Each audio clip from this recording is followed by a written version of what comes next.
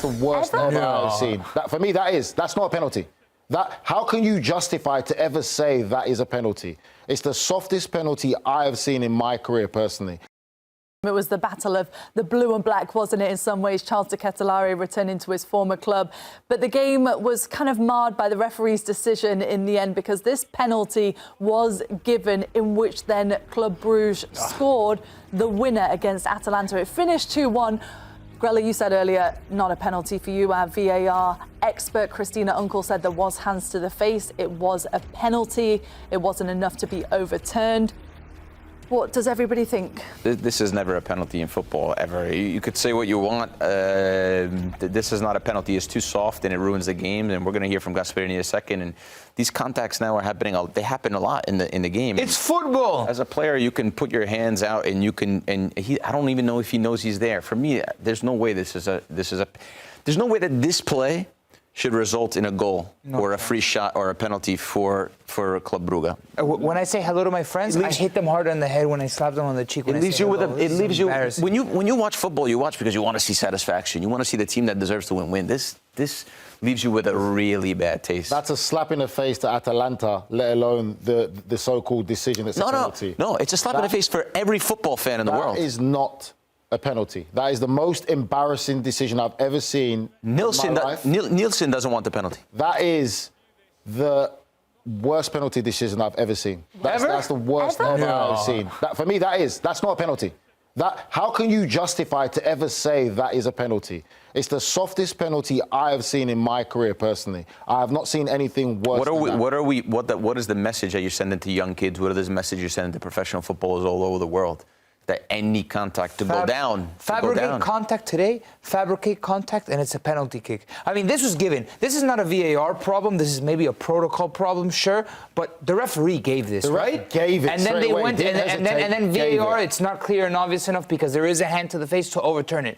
VAR, I know what they say, I know the rules and regulations, but when is common sense going to play a part? Exactly. When is VAR going to say, listen, well, Christina said if it hadn't have been given, they wouldn't have overturned it. But the fact it was this is a refereeing issue. Then wouldn't overturn it's not about VAR. It's about the ref made a horrendous call to give this a penalty kick. I understand it opens the door to any type of contact. If you're forward in the box and if I'm a young player and I'm looking at that, I'm like, all right, let me fabricate something, because in VAR, you're not correcting bad calls. Now what VAR is, and this is a whole other conversation, but they're looking for penalty kicks. They're looking for contact. They're looking to give the penalty kick at this point. There's no clear and obvious anymore. My thing is this, though. For it to be a success, I understand the rules and guidelines of how it works, the interaction, what VAR is supposed to do. But for me, you're telling me that it would be a bad thing for football for VAR to say to the ref, go and have a look, you got this completely wrong. To have a bit of common sense to say, don't give this. If the referee changed his mind and said no penalty, would anyone be moaning? But can I tell you something? In the VAR conversations, they're not talking like you're talking. They don't say, they use the words that the protocol gives them. There's a hand to the face. It's not clear and obvious. We can't suggest it to the referee. They speak in these terms because this is the law that's been brought down from IFAB that UEFA has helped them out with, and that because they got to be true to the letters of the law and impose the justice. They can't be sitting there all willy-nilly going, that's the frustration, isn't it? Because I suppose now, as a striker, how many times are we going to see more fabrications? If you were playing in this modern day, Grella, would you be just looking for the penalty? Of course, 100%. It's Grella. 100%. I'll take any advantage I can to win, 100%.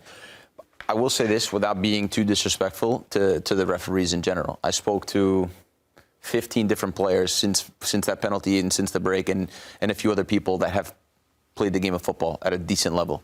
Not one player has come to me and said that's a penalty. Not one.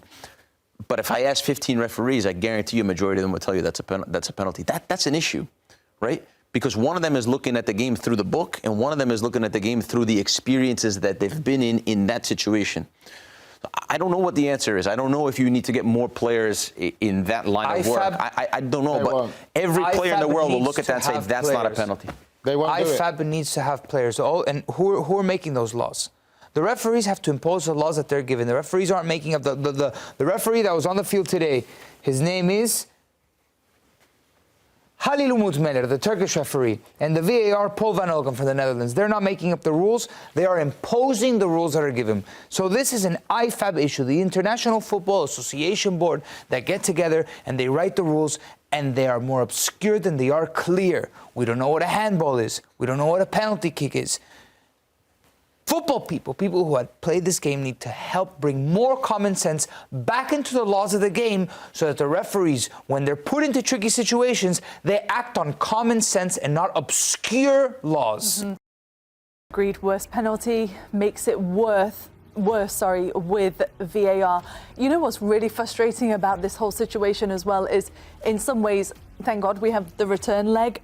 Imagine this happened in a single leg knockout. Then you feel like either way, it's not a fair result. It's not a fair reflection of how the game... You wouldn't have called that if that was a definitive goal. A referee can't be that convinced that that's going to be... He would have called it. He called it in this game. I hope it's not. And that's the thing that Giampiero Gasperini is talking about, the uncertainty. No one knows. The fans don't even know. You say, all right, you put a hand, you touched his face, you grazed his face, and he called it a penalty. Common sense would say that they should go to VAR and overturn it. But because the rules aren't written with common sense, the fans don't know. They go, why can't you go? Not only the fans don't know, the coaches don't know, the players don't know. You see that. You ask, how many people did you ask? You asked 15. I hope you ask even more. And everyone watching at home, that they ask all of their friends. There will be a large majority of people saying that's not an offside.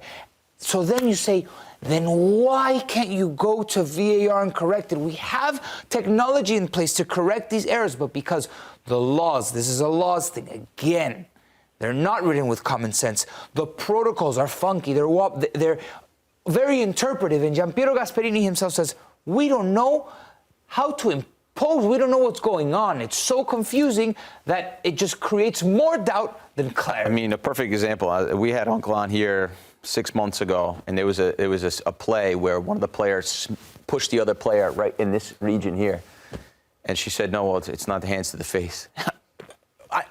I don't know. I don't know if Gasperini just came out and said he's one of the best coaches in the world, right? You'd struggle to make the argument otherwise. He just said he doesn't know the rules anymore. Yeah. I certainly don't know the rules anymore. I'm not sure Uncle knows them, because every time she comes on is a different conversation over a different thing. So I will say that it's not anyone's fault in particular. It's not clear.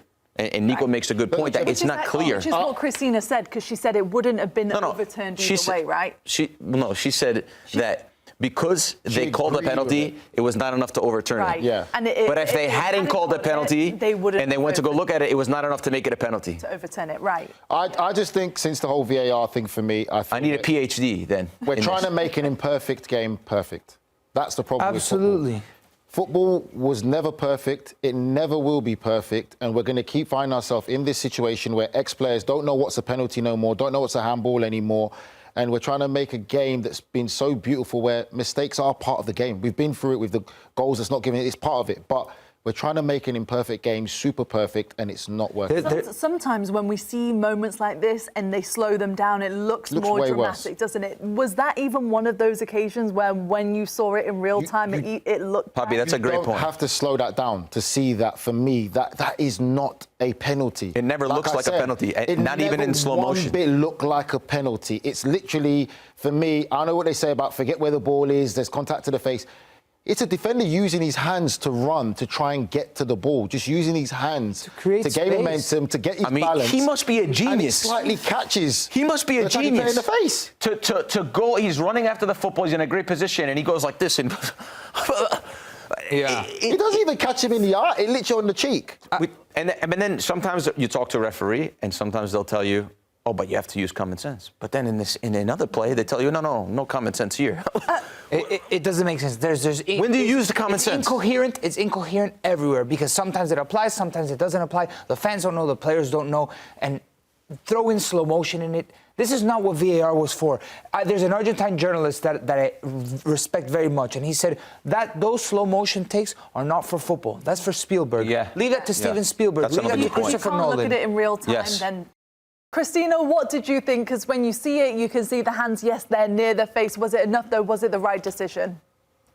Yeah, so this would be a decision that they would want for the hands to the face. There is a directive, and there's been a directive for over a couple years where anytime we have hands basically to the neck and up, they want a foul called for that. And then the question is, is a simple lie in the simple, just a simple foul? Does it lie into yellow card, or does it lie into serious foul play?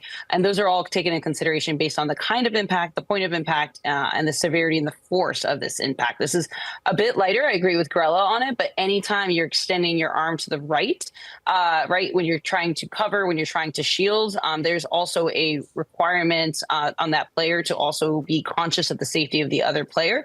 So I get it where Grella, and I know people are going to make the argument, well, he's taller and vice versa, but anytime you extend your arm to the right-hand side to shield a ball, we prefer, and essentially it be through the chest down, that we're not endangering the safety of the player. Anytime, though, you start entering into the neck and the face area, that's where the directive has been, not just necessarily here with UEFA, but throughout the world into both domestic and international competitions, that they prefer and want that for a foul. So the referee giving that decision on the field is not a clear and obvious error, so VAR would not intervene here. It would be a check complete with the preferred decision that, yes, this is a penalty. Yes, I understand the implications of it for the game, but it's still a contact to the face. And where people argue, if this is a foul in the middle of the field, this needs to be a foul in the penalty area, because it goes to safety of the player in the face in a soft area. That's what they would want.